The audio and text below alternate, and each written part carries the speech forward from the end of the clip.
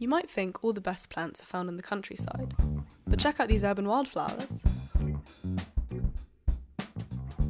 Not only do they brighten up Bristol's streets, but they also act as a vital source of food for pollinators, like bees, flies, wasps, moths, and butterflies. And these guys get up to a lot more than you might think. As they feed on plants' nectar, pollinators carry pollen between flowers, which starts a process called fertilisation, where a plant begins to produce seeds. And you know what seeds lead to? The food industry is one of the fastest climate change accelerators, but local allotments and community gardens are helping to change this. Nestled into city life, they are a vibrant area of natural and social growth.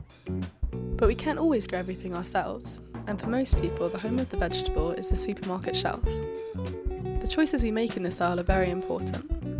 Firstly, avoid produce covered in plastic packaging and use a reusable bag to collect loose fruit and veg. Another thing to keep an eye out for is where things have been grown. These apples and lemons have travelled all the way from South Africa. Where you can, opt for ones from closer to home to save fuel during transportation. This might mean you have less choice, but eating seasonal fruit and vegetables makes us more creative in the kitchen. If you do nothing else, the absolute best thing you can do to reduce your carbon footprint is to eat less beef. Luckily, supermarkets are full of vegetarian ingredients. All you have to know is where to look. Then, try making something as tasty as this: an oven-baked, lentil-based ragu. Lovely. 48% of Bristol's household waste is sent for recycling, thanks to people like you and me sorting their rubbish at home. The rest of it goes in the big black bin and is burnt to generate electricity. Then, there's a smaller black bin for paper and glass, which gets turned into, paper and glass. Cardboard goes in the blue bag and can be recycled up to 7 times. Compostable food waste is brilliant, more on that later.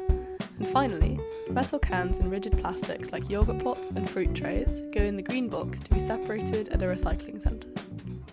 As of recently, you can now take soft plastics like crisp packets and bread bags to these supermarket collection points, where they will be downcycled into things like bin bags. However, there is still work to be done, as Bristol City Council found that a quarter of rubbish collected as general waste was actually compostable food waste.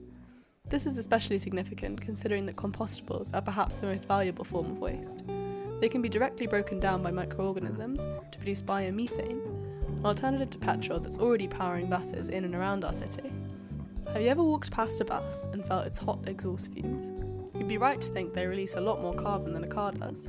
So, why is public transport so environmentally friendly? Well, it takes a lot more energy to drive 50 hunks of metal around than for everyone to share the same 4 wheels.